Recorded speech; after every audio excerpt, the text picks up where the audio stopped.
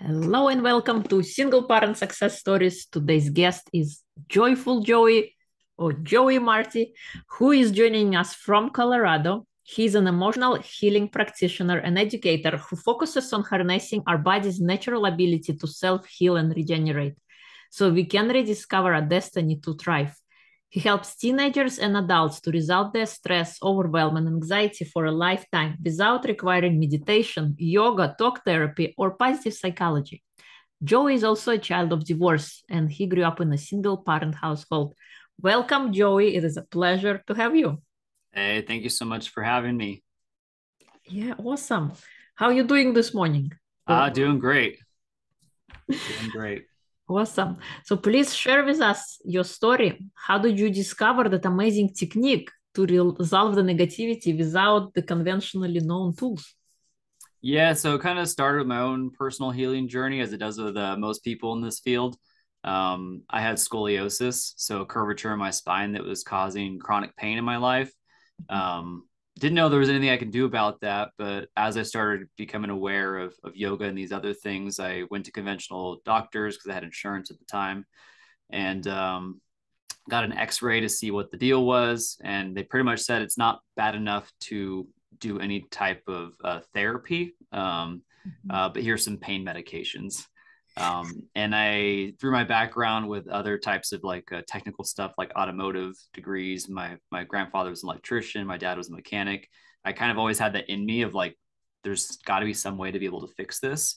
And the only things that they could offer were medications, a brace for my back, or surgery, but it wasn't bad enough for those last two things. And during that time, I'd met people in my life that were doing alternative modalities, going to yoga classes, doing meditation, massage. So I started doing those things, and my pain started going away. I started doing it enough to where eventually I came back to do another X-ray to see, after like a year or two of doing massage, yoga, meditation, breathing techniques, a lot of different modalities. It actually decreased by 2 degrees. So I actually had a physical change. Not only was I feeling, qualitatively, I was feeling less pain, but quantitatively, I actually had a lesser degree in my spine than I did previous to that self work. And so as that kind of happened, I just became very hungry for all of these different ways of healing, of these ancient technologies of healing. And it eventually led me to going to Naropa University out here in Boulder to learn about psychology, which is Eastern, is contemplative psychology. So it's Eastern and Western views of psychology. And then I thought I wanted to be a naturopathic doctor. So I was going down that road until recently. And then I kind of came back to my roots to realize that along that journey of self-healing and all these modalities, I found MRES, or emotional resolution technique. And that's what seemed kind of center point to all of my healing, was this ability to be self-responsible for our own emotions and realize that our body actually knows how to self-regulate on its own.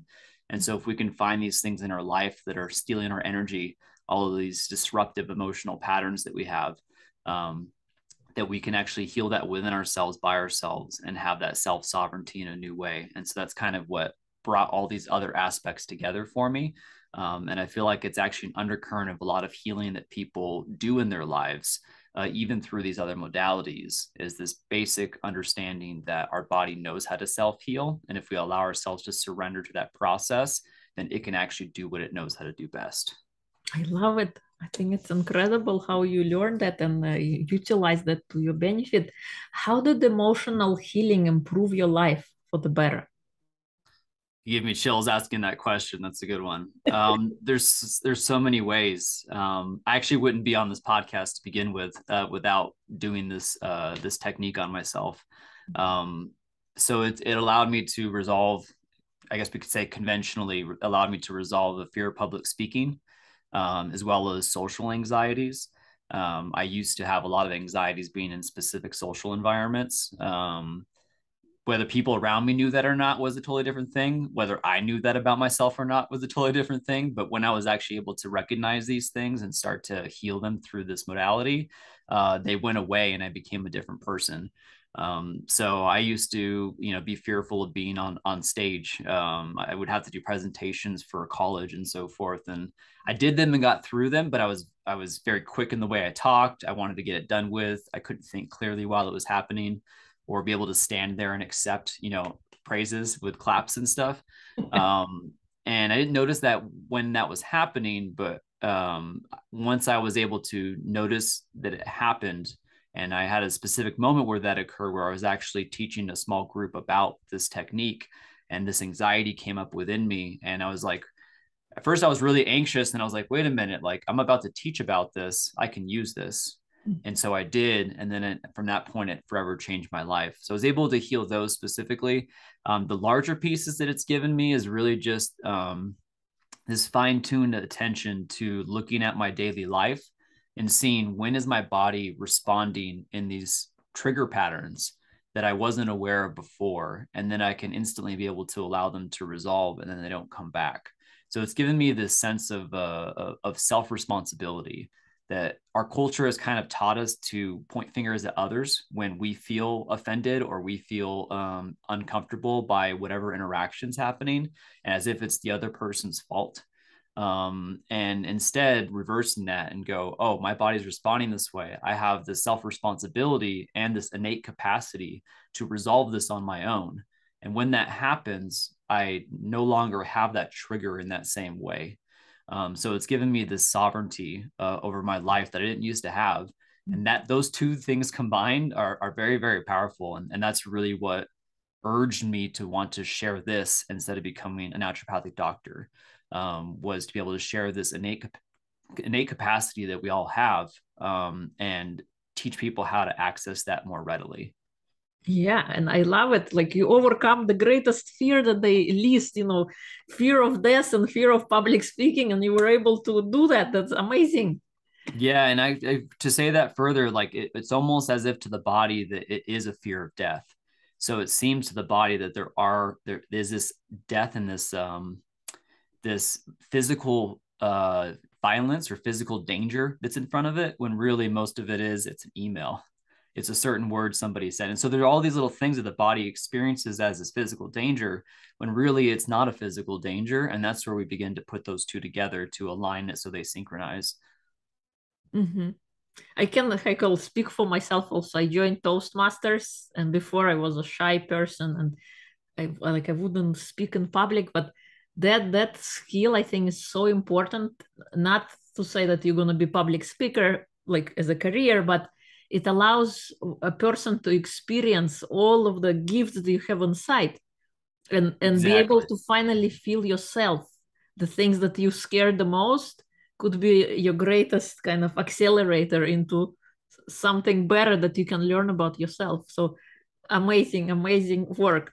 That is beautifully said, and that is the piece. It's like not everybody has to be out on the stage, but there's something very important about that. Often these fears are really keeping us from accessing our inner power, and that's why I believe that emotions are the gateway to this inner power. Because if we can look at these triggers, these fear triggers that we have, and start to allow our body to actually resolve them, to say it's not actually a physical danger, then we have a lot more personal choice in the way that we live our lives.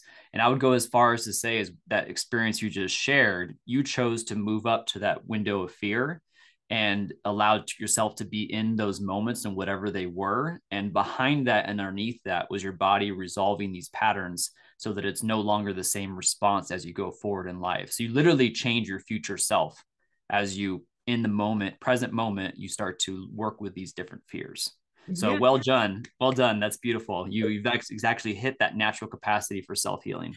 it was actually interesting. So there was a competition, in international competition or in our local community, and I was chosen to be the speaker. And as they call up my name to go and speak in front of 50 people, I felt the butterfly in my stomach. And in my head, I was thinking, what if I'm going to forget like this next line as I was walking on stage? And then I started speaking. I started at first step and feeling all that inside. I saw how audience was reacting and they were hanging to my every word. And all that fear kind of disappeared, and I was in my zone. I was just delivering the speech. I was animated. and was entertaining, and I actually felt so much better for it. I want to do it more and more. Exactly. And so you transform that initial feeling inside of the body, which is that initial gut reaction. And so that's really what this comes down to is emotions. We have these labels as what they are on the surface. And what's actually beneath that is physical sensations. They're feelings inside the body that tell us we're feeling that emotion.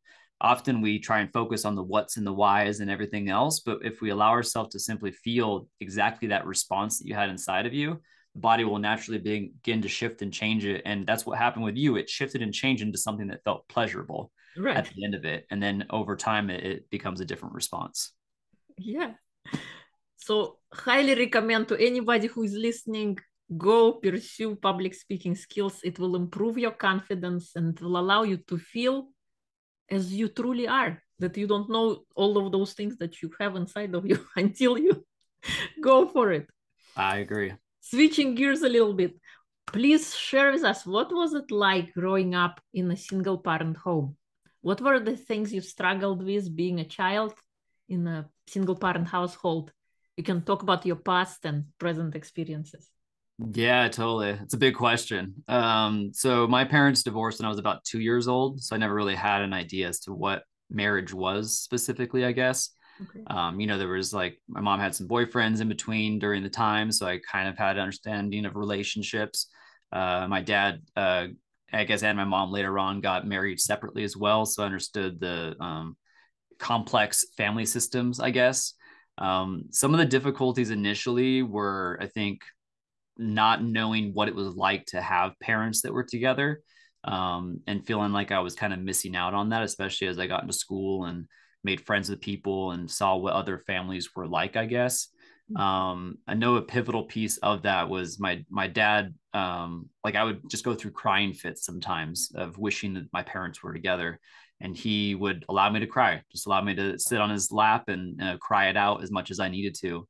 And I know that's very different than many males in or adult males in a male child's life.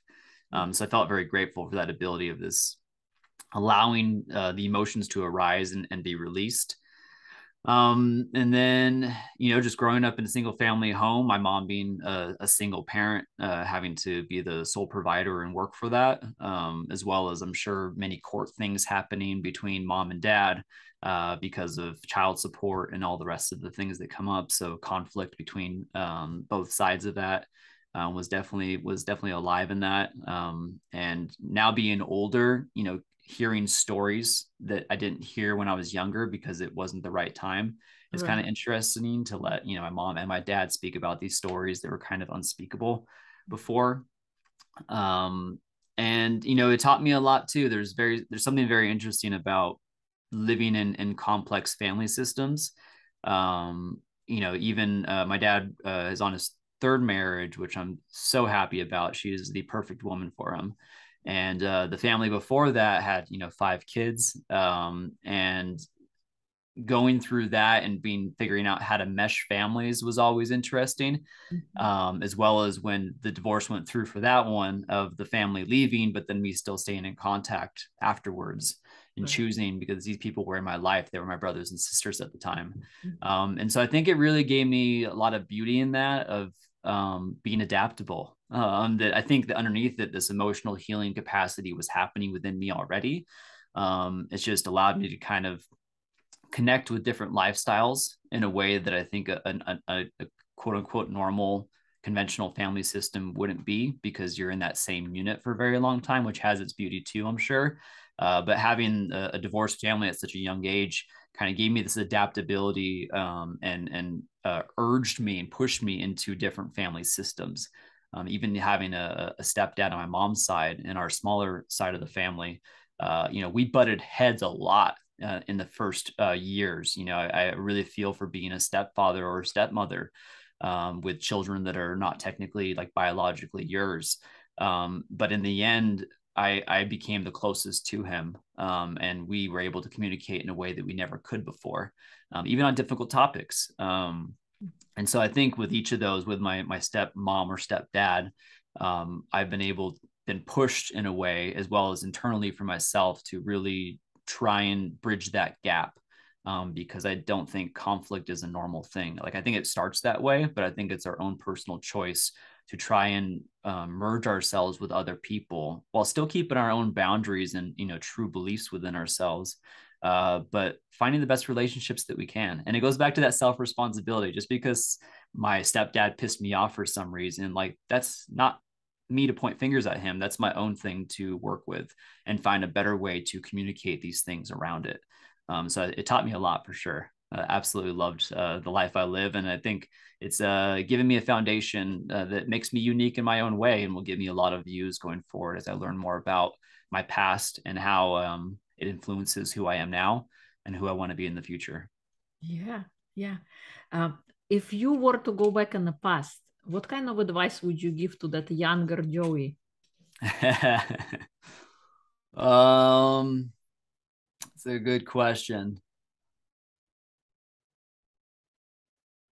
Probably just uh,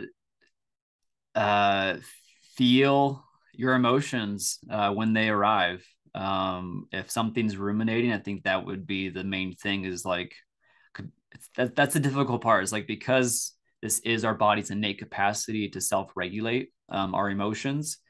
Like people don't really know how to do it in order to do it because it's kind of already happening. But Yeah. there are those places where it's so difficult to be in that experience of these difficult situations and emotions to remember like, oh, just allow myself to feel this. So I think that's probably what I would go back and tell my younger self if I could have. Anytime something difficult comes up, allow yourself to feel it, to feel that physical imprint of how it feels in your body and allow yourself to surrender to it. And I think that would have definitely given me a stronghold earlier on. All right, awesome. If you had an opportunity to talk to your parents when you were little, what would you tell them? What was missing in your life? What would have made it better? Uh, hmm. Yeah, I don't know if it would have made a difference, but probably to uh, figure out how to support them in the process of being a parent, a single parent, to allow them to kind of self heal some of their own difficulties and triggers around the other Okay. so that they could be more so that earlier on they could have come to some of the places they have now later on in life as the kids are out of the house.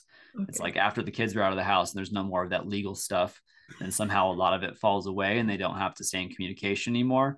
But yeah, if I could have given them an ability to kind of personally work with these things on themselves, so they didn't carry anything going forward, any of those difficulties from the previous marriage. Mhm. I think that would have been the most helpful, so they could have been able to communicate more effectively and known that eventually it's like we will be 18 and there won't be any legal requirements and so forth. Yeah, thank you. I think that's important. It's actually essentially all the work that we do is on ourselves, because Yes, everything that we encounter in our life are mirrors of what we have on the inside. Our children, our partners, our spouses, our I don't know, co-workers or bosses all reflect to us what we have inside. I agree. I kind of say in a way sometimes that our most difficult relationships are actually a view into this beautiful garden of trauma that we have inside of us.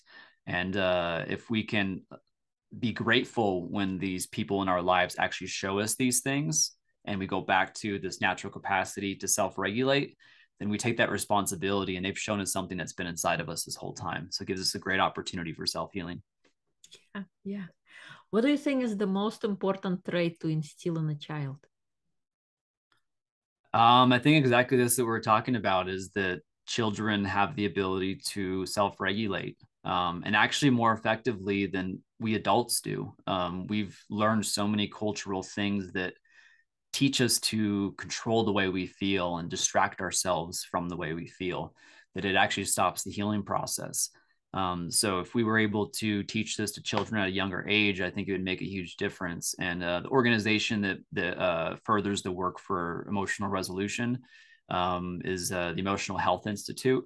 They do this for children, parents, and teachers. So they'll do coursework specifically on this. And so what I would say for a parent with a child is one of the key components is when you notice them feel an emotion, simply ask them to put their hand where they feel it in their body and allow them to feel it. In under a couple minutes, they'll feel that emotional response, the physical sensations of it, and the body will self-regulate, and then they'll go off and do their thing. And so the more that you can help them to touch that part of themselves of where they feel that emotion and allow themselves to feel it, the more they can begin to essentially self-regulate and self-heal these emotional triggers at their youngest years of life. Stop creating more of them. And then as they become adults, they have a better foundation and less of these things to work with. So they can actually get closer to their true personality. Whereas now I found it in my 20s and now I'm working on it through my 30s, every day of my life. And it's like a lot of stuff that I know I could have been able to resolve earlier on. So the more we can pass this to children and essentially give them a platform to be like, oh, you feel it? Okay. Where's it at in your body? Allow yourself to feel it. Now it's resolved. Move on. Go enjoy yourself. You're back to contentment. You can go play. It sounds simple, but it's not always easy. And it's noticing these things and allowing someone the space to be able to feel it.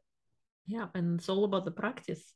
I mean, we don't live in a saber-tooth tiger age anymore where you see, and I called, you gotta react, but then you go off in 15 minutes, you already clean because your life continues. Now we have emotional trauma and we experience something negative and then we dwell on it and dwell on it for years, decades, and some people die still having that emotional thing. Completely. And that's kind of the cue here is that emotions and the way we understand it with neuroscience should last about 3 minutes or less. Yes. And so that's what this is doing is if emotions are lasting longer than that, then it's an emotional trigger and it keeps coming back and keeps coming back. If you allow yourself to dive into the physical imprint of that in under 3 minutes, it will start to self-regulate. And that's where this gets a little fuzzy with like parents and children is oftentimes it's a human response that we see other people's triggers and it's very difficult to see our own. So we can see these behaviors and these patterns in children that make us feel uncomfortable as a parent and we want them to feel good, right? So that's one piece on the child side of like give them the opportunity to resolve these triggers. But before that, the most important part is the parent themselves.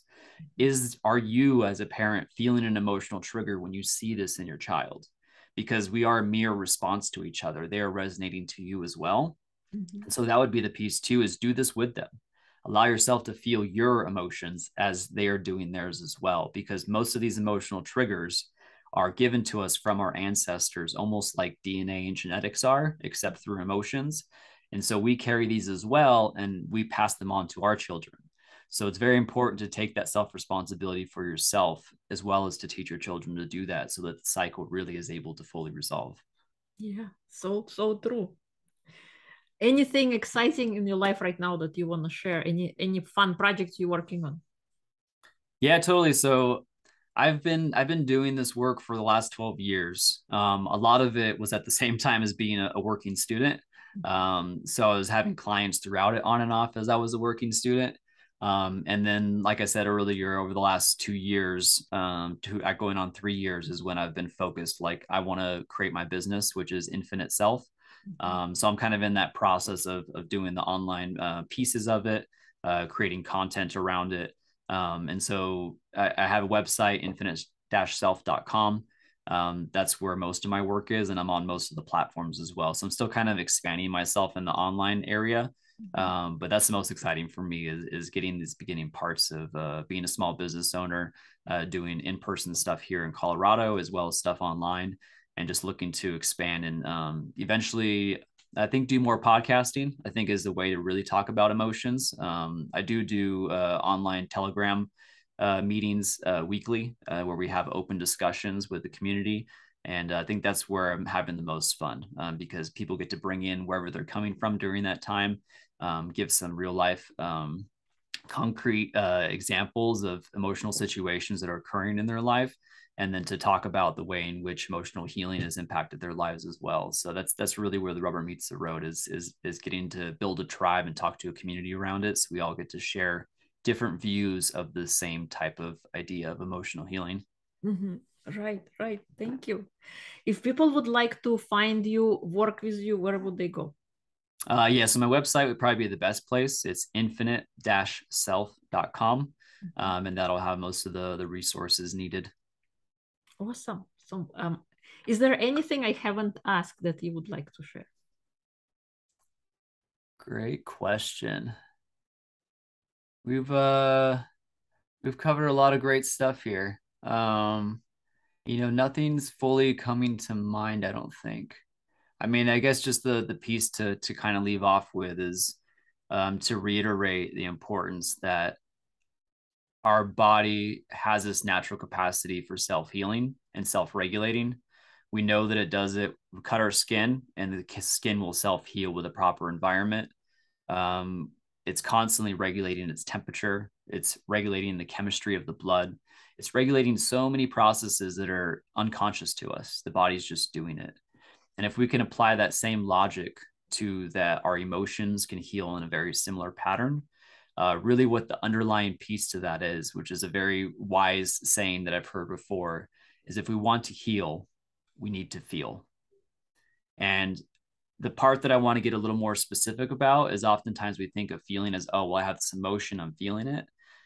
Where we get very nuanced and specific is feeling is actually a physical sensation in the body.